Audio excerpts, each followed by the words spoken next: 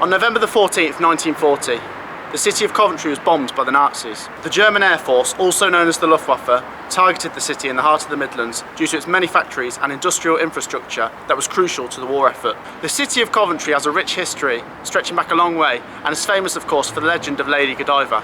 It is also famous for this, the Cathedral of St Michael, that stood tall in the city of Coventry since the 14th century.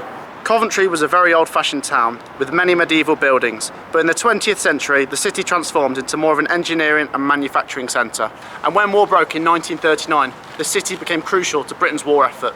By the summer of 1940 France had fallen and Britain stood virtually alone against the Nazis, and by autumn 1940 they began bombing British towns and cities. And on Monday the 11th of November 1940, British intelligence intercepted plans for the biggest attack to date. It was to take place on the night of the next full moon and was codenamed Moonlight Sonata.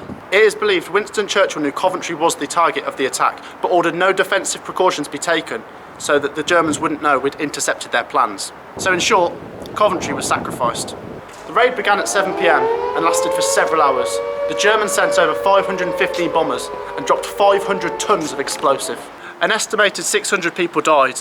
A further 1,000 were injured, 4,300 homes destroyed, and 2/3 of the buildings flattened. The citizens of Coventry emerged from their shelters to a city completely unrecognisable. The city was so severely bombed, the Germans coined a new term, to Coventrate, meaning to totally destroy a place. It was the ultimate test of the British people. The people of Coventry and other British cities could so easily have lost morale and the will to fight the Nazis. However, it took only a couple of months for the factories to recover, and soon they were making 4 times their pre-Blitz output.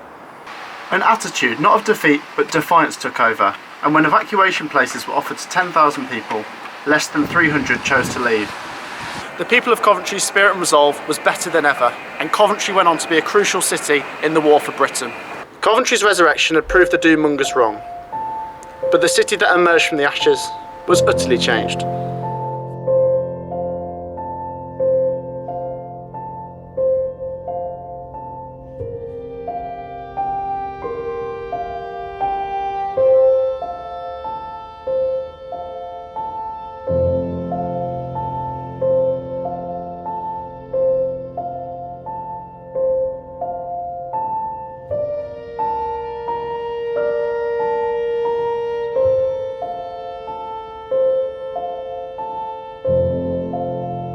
So we owe it to you, the people of Coventry and the people of Britain before us, for our freedom today.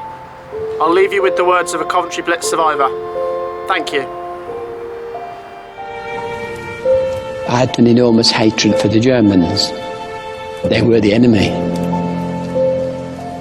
And it wasn't until many years later, my oldest son had to go to Germany on some work they were doing. And he came back and he said, "They're not so bad, you know, Dad. They're very friendly and hospitable. They're very kind." It wasn't until then the feelings began to leave of this hatred, because it had disrupted our lives. It's personal, isn't it? They personally damaged you.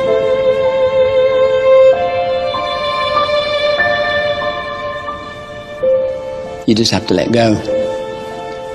It's past.